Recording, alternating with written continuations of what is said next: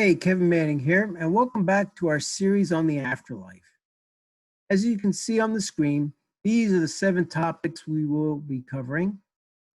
And this week, it will be our second session. We'll be focusing on where our soul goes after we die. So where does our soul go after we die? Now that I'm getting on in years, I think about this a lot more than I used to.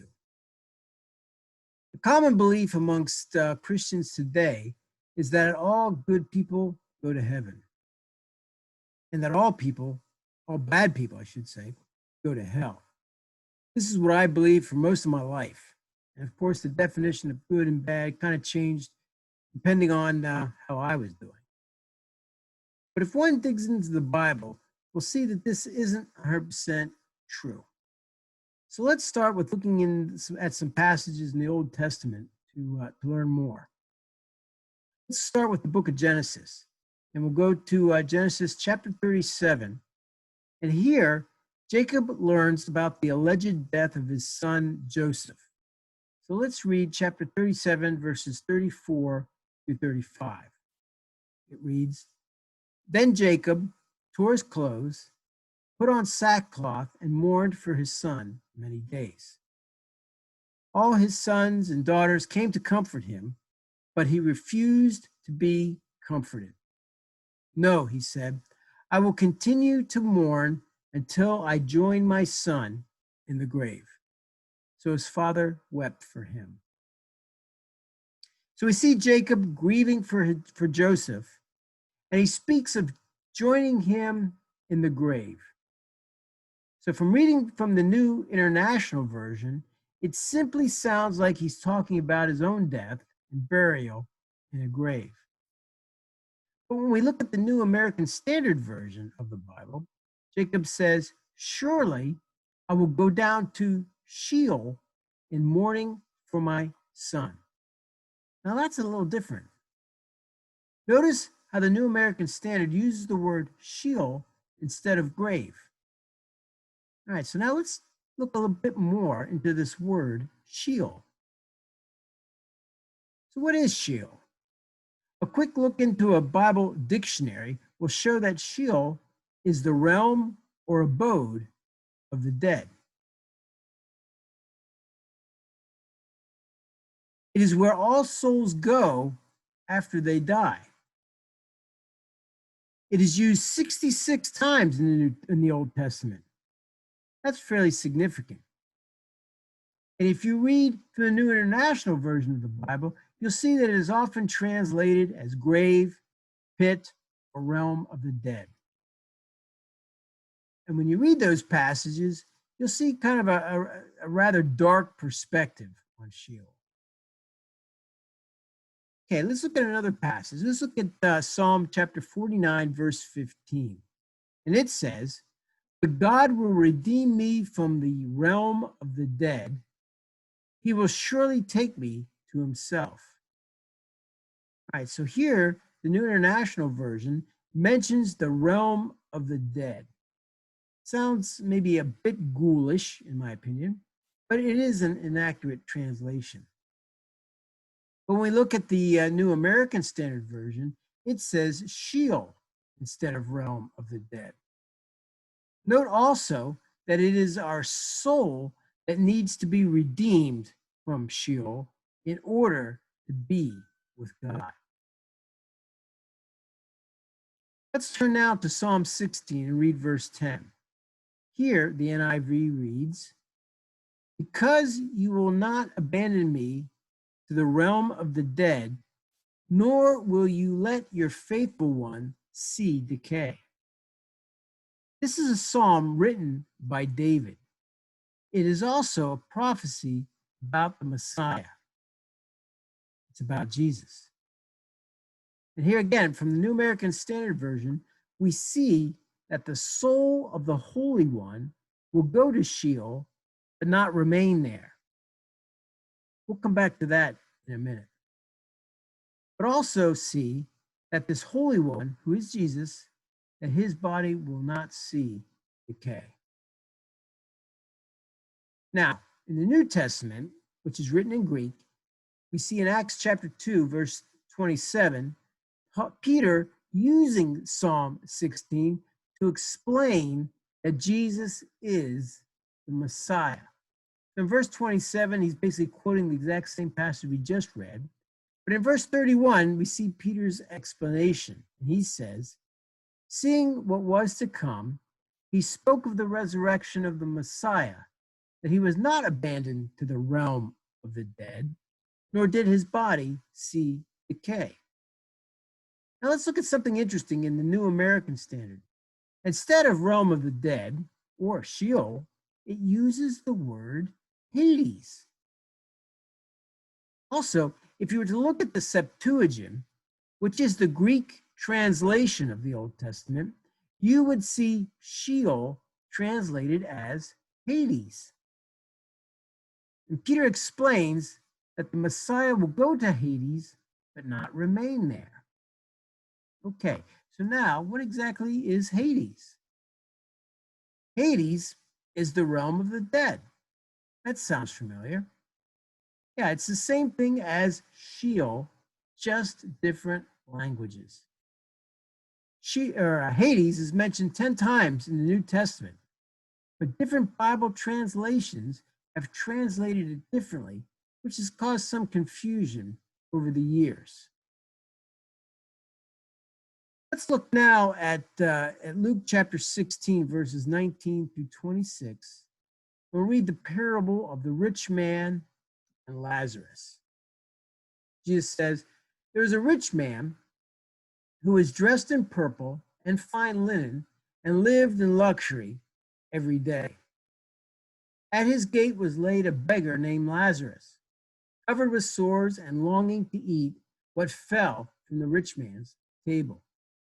Even the dogs came and licked his sores. The time came when the beggar died and the angels carried him to Abraham's side. The rich man also died and was buried. In Hades, where he was in torment, he looked up and saw Abraham far away, with Lazarus by his side. So he called to him, Father Abraham, have pity on me and send Lazarus to dip the tip of his finger in water and cool my tongue, because I am in agony in this fire. But Abraham replied, Son, remember that in your lifetime you received your good things, while Lazarus received bad things. But now he is comforted here, and you are in agony. And besides all this, between us and you, a great chasm has been set in place, so that those who want to go from here to you cannot, nor can anyone cross over from there to us. All right. Now, as I mentioned before, this is a parable. So we need to be careful as to what can be taken literally. But what we see is two men, one rich, one poor, both die, but neither went to either heaven or hell. Rather, the rich man was in Hades, and Lazarus went to Abraham's side. We see that each man is having a different post-death experience. The rich man is in agony, whereas Lazarus, who was the poor man, is comfortable. So what exactly can we take as literal? Could the conversation be, back and forth be real? What about the different treatment each received? Are there two compartments in Hades, one for the righteous and the other for the unrighteous? These questions have been debated for years. So what did the early Christians think and believe? Let's look at some quotes from two men who are considered apostolic fathers, which means they were core Christian theologians who lived in the 1st and 2nd century AD. Justin Martyr wrote, "The souls of the pious remain in a better place, while those of the unjust and wicked are in a worse, waiting for the time of judgment." So his teaching seems to indicate that there are two sections, one for the souls of the pious or the righteous, and one section for the souls of the unjust and wicked. Now, are both sections within Hades? Since Hades is the realm of the dead, I believe that all souls go there after death and that there are two distinct sections. Now, here we have Tertullian, and he writes, our answer to this is that the scripture itself, which dazzles his sight, expressly distinguishes between Abraham's bosom, where the poor man dwells, and the infernal place of torment. There is determinate place called Abraham's bosom, and that is designed for the reception of the souls of Abraham's children, even from among the Gentiles. By Abraham's bosom is meant some temporary receptacle of faithful souls, wherein is even now delineated an image of the future, and where is given some foresight of the glory of both judgments. So Tertullian, he too seems to indicate that there are two sections within Hades. He calls the section of the righteous Abraham's bosom. All right, so here I just listed two, but there are others who teach the same thing. So it appears that this was a common belief back in the first century, that Hades had two compartments. Let's look a little more into the compartment for the righteous. Let's look at the Gospel of Luke. We're going to look at Luke chapter 23, verses 36 through 43. And here we have Jesus hanging on the cross along with the two criminals. All right, so here in verse 36, Luke writes, the soldiers also came up and mocked him. They offered him wine vinegar and said, if you are the king of the Jews, save yourself. There was a written notice above him which read, this is the king of the Jews. One of the criminals who hung there hurled insults at him. Aren't you the Messiah? Save yourself and us. But the other criminal rebuked him. Don't you fear God, he said, since you are under the same sentence. We are punished justly, for we are getting what our deeds deserve. But this man has done nothing wrong. Then he said, Jesus, remember me when you come into your kingdom. Jesus answered him, truly I tell you, today you will be with me in paradise. In verse 43, Jesus makes a promise to the thief, saying that he would be with Jesus in paradise today. There are several things we need to talk about or mention here. First, we need to remember that Jesus had the power to forgive sins on earth. That's why the penitent criminal could be with Jesus after death. Secondly, Jesus says he'll see him in paradise today. So, is this a literal 24-hour day or a day like 1,000 years kind of a day? That's a question that scholars have debated as well. Lastly, Jesus says he'll see him in paradise. Why paradise? Why didn't he say heaven? So let's look and discuss this one. Most people would look at this and assume that paradise is heaven. And that would be it. But Jesus didn't go to heaven until 40 days later.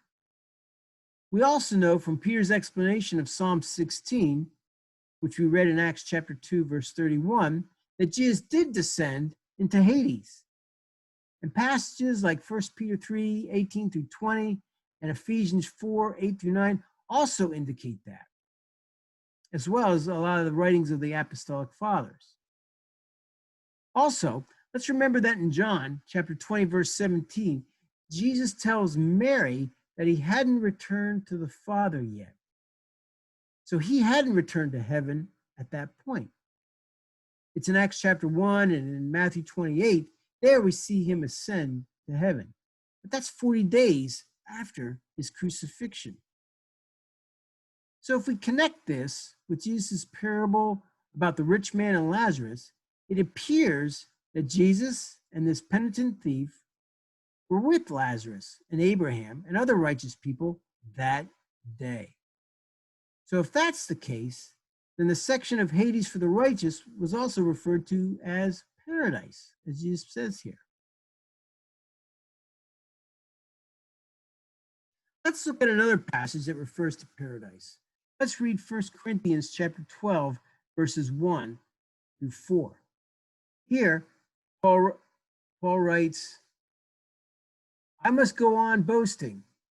Although there is nothing to be gained, I will go on to visions and revelations from the Lord. I know a man in Christ who 14 years ago was caught up to the third heaven. Whether it was in the body or out of the body, I do not know. God knows. And I know that this man, whether in the body or apart from the body, I do not know, but God knows, was caught up to paradise and heard inexpressible things that no one is permitted to tell. Now, this is one of three passages in the New Testament where the word paradise is used. I believe Paul here is talking about himself. And this passage begs the question, is Paul describing one place or two? He mentions the third heaven, and then he mentions paradise.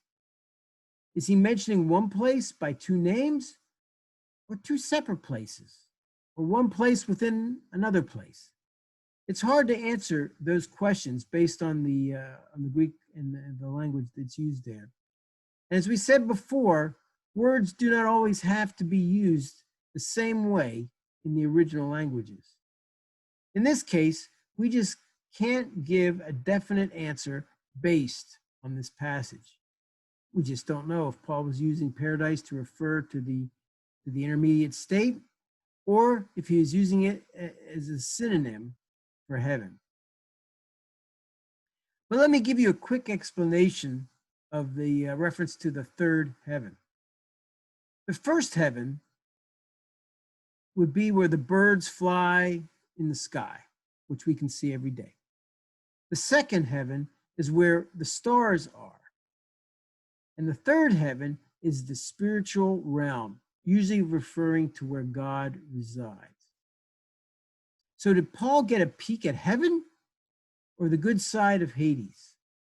We don't know. Sorry.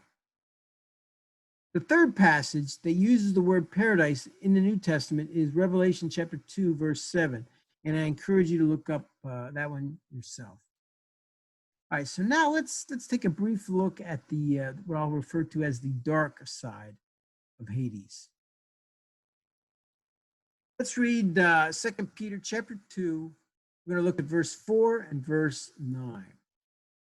Verse 4 says, for if God did not spare angels when they sinned, but sent them to hell, notice the asterisk, putting them in chains of darkness to be held for judgment.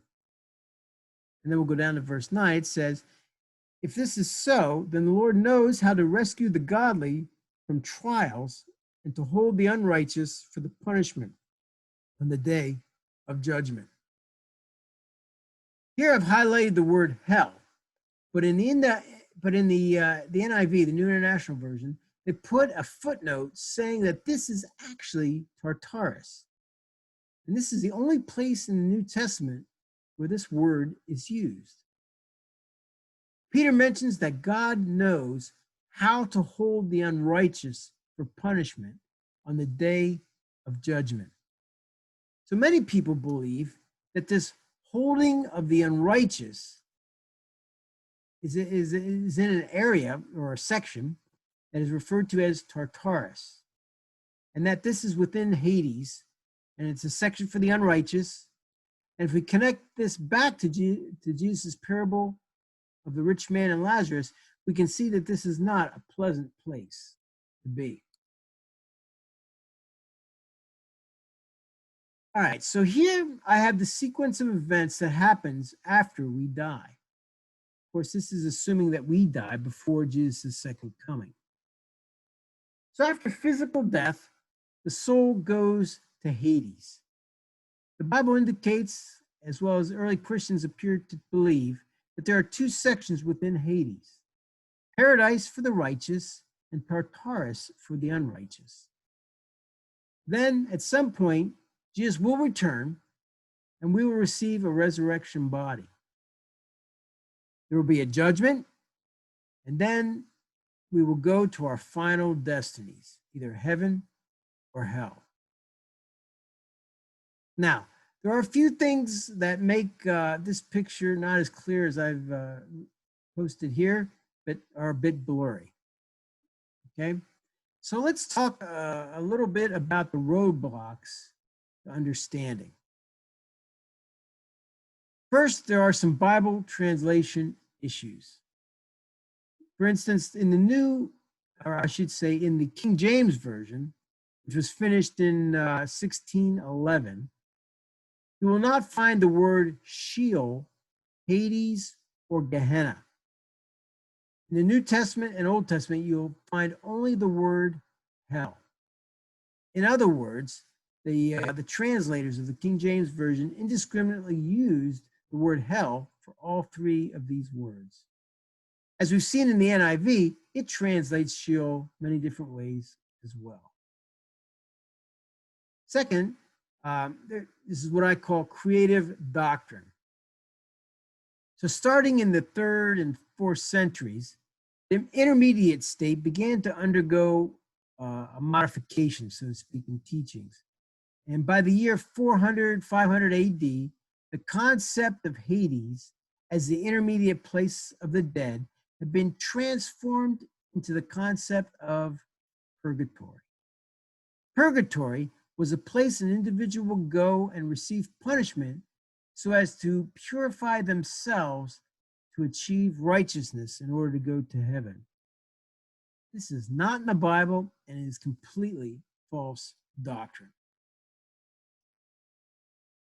All right, so then Protestant reformers in the early 1500s tried to reclaim the doctrine of the intermediate state of the dead. But in time, they failed and gave up their quest. They and their followers, known as Protestants, rejected the teaching of purgatory, but failed to embrace the concept of Hades.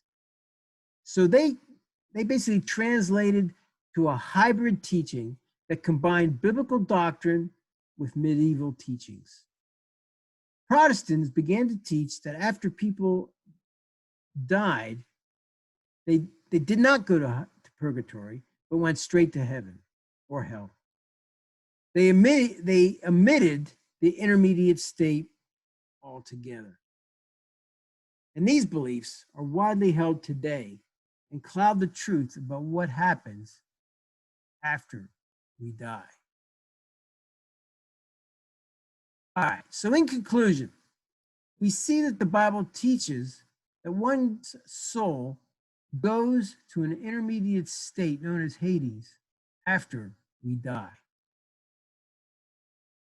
Hades appears to have two sections or compartments, one for the righteous and the other for the unrighteous. Hades is not our final destination. We have the hope of something even better, and that would be heaven. All right, so here I've included several questions for you to think about and potentially discuss in a group. So I hope you enjoyed this class, and our next topic will be on the resurrection. See you then. Bye now.